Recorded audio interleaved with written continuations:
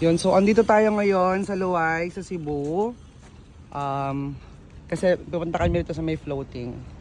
Apparently, katabi niya kasi yung tulay na nasa news before. Ito yung tulay na lumubog.